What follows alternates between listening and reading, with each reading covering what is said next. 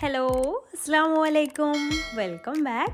ഇന്നത്തെ നമ്മുടെ വീഡിയോ എന്ന് പറയുന്നത് സിമ്പിൾ ആയിട്ട് തയ്യാറാക്കാൻ പറ്റുന്ന ഇൻസ്റ്റന്റ് ആയിട്ടുള്ള ഒരു സ്നാക്ക് റെസിപ്പിയാണ്. പുറമേക്ക് നല്ല ക്രിസ്പിയും ഉള്ളിലേക്ക് നല്ല സോഫ്റ്റും ആയിട്ടുള്ള ഒരു സ്നാക്കാണ്. ഇൻസ്റ്റന്റ് ആയിട്ട് നമുക്ക് പെട്ടെന്ന് തന്നെ ഗസ്റ്റ് ഒക്കെ വരുന്ന സമയത്ത് ഉണ്ടാക്കിയെടുക്കാൻ പറ്റുന്ന റെസിപ്പിയാണ്. ഗോതമ്പ് പൊടിയും റവയൊക്കെ വെച്ചിട്ട് നമുക്ക് വീട്ടിലുള്ള ഇൻഗ്രീഡിയൻസ് ഒക്കെ വെച്ചിട്ട് തയ്യാറാക്കാൻ പറ്റുന്ന സിമ്പിൾ റെസിപ്പിയാണ്.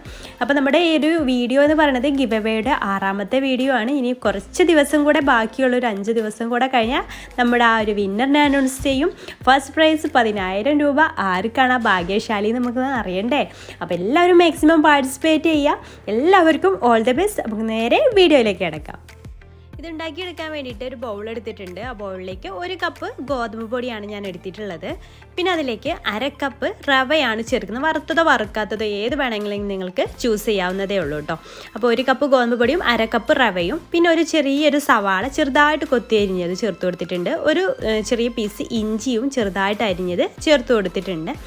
പിന്നെ അതുപോലെ ഒരു പച്ചമുളക് നമ്മുടെ എരിവിനനുസരിച്ച് ചേർത്ത് കൊടുക്കുക. ഒരു പച്ചമുളക് തന്നെ മതിയാവും. അത് ചെറുതായിട്ട് അരിഞ്ഞതും 1 ടേബിൾ സ്പൂൺ മല്ലിയില അരിഞ്ഞതും അതുപോലെ തന്നെ 1 ടേബിൾ സ്പൂൺ കറിവേപ്പില അരിഞ്ഞതും കൂടെ ചേർത്ത് കൊടുക്കുന്നുണ്ട്.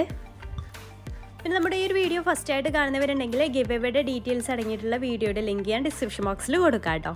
പിന്നെ ഇതിലേക്ക് 1 ടീസ്പൂൺ ചിക്കൻ മസാലയാണ് ഞാൻ ചേർത്ത് കൊടുക്കുന്നത്. അതും കൂടെ ചേർക്കുമ്പോൾ നല്ലൊരു ടേസ്റ്റിയാണ്. പിന്നെ അതിലേക്ക് ആവശ്യത്തിനുള്ള ഉപ്പ് ചേർക്കുക. പിന്നെ ഒരു 1/2 കപ്പ് തൈര്. ഇത് അത്യാവശ്യം പുളിയുള്ള തൈര് തന്നെയാണ്. പുളി ഇല്ല എന്നുണ്ടെങ്കിൽ കുഴപ്പമൊന്നുമില്ല. നിങ്ങൾക്ക് പുളിയുടെ ടേസ്റ്റ് ഇഷ്ടമുണ്ടെങ്കിൽ ചേർത്ത് കൊടുക്കുക. അപ്പോൾ ഞാനിവിടെ 1/2 കപ്പ് എടുത്തിട്ട് നല്ല പുളി ഉണ്ടെങ്കിൽ 1/4 കപ്പൊക്കെ ചേർത്താൽ മതി കേട്ടോ. പിന്നെ ഒരു 1/4 ടീസ്പൂൺ ബേക്കിംഗ് സോഡ കൂടെ ചേർത്തിട്ടുണ്ട്. അപ്പക്കാരം ബേക്കിംഗ് സോഡ പറയുമ്പോൾ ചിലർക്ക് അറിയാൻ പറ്റില്ല.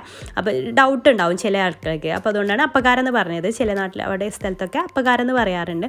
അതുകൂടെ ചേർത്തിട്ട് ആവശ്യത്തിന് വെള്ളവും ചേർത്തിട്ട് നന്നായിട്ട് തന്നെ മിക്സ് ചെയ്തെടുക്കുക.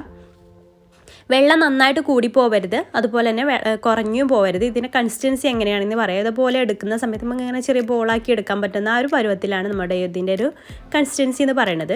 ഈ രീതിയിലായാൽ മതി. ഇനി നമുക്ക് ഇപ്പോൾ തന്നെ അത് ചുട്ടെടുക്കാം കേട്ടോ. അപ്പോൾ ഓയിൽ നന്നാക്കി ഒന്ന് ചൂടാക്കി എടുക്കുക.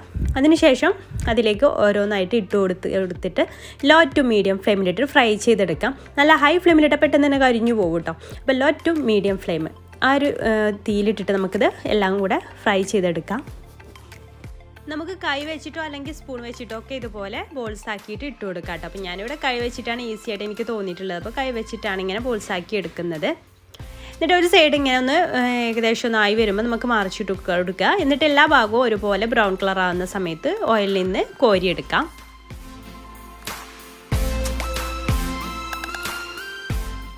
അപ്പോൾ നമ്മുടെ ഫസ്റ്റ് ട്രിപ്പ് സ്നാക്ക് ഇവിടെ റെഡി ആയിട്ടുണ്ട്. നല്ല ടേസ്റ്റ് ഉണ്ട് കേട്ടോ. അപ്പോൾ എല്ലാവരും ഒന്ന് ഇതുപോലെ ട്രൈ ചെയ്യാത്തവർ എന്തായാലും ഒന്ന് ട്രൈ ചെയ്ത് നോക്കാം. നമ്മൾ പക്കവടയൊക്കെ ഉണ്ടാക്കുന്ന ആ ഒരു മെത്തേഡ് തന്നെ ഇതിലേക്ക് റവയൊക്കെ ചേർക്കുന്നുണ്ടെന്ന് മാത്രം. നല്ല ടേസ്റ്റിയാണ്. അപ്പോൾ എല്ലാവരും ഒന്ന് ട്രൈ ചെയ്ത് നോക്കിയിട്ട് ഫീഡ്ബാക്ക് എന്തായാലും കമൻറ്റിലൂടെ അറിയിക്കണം കേട്ടോ.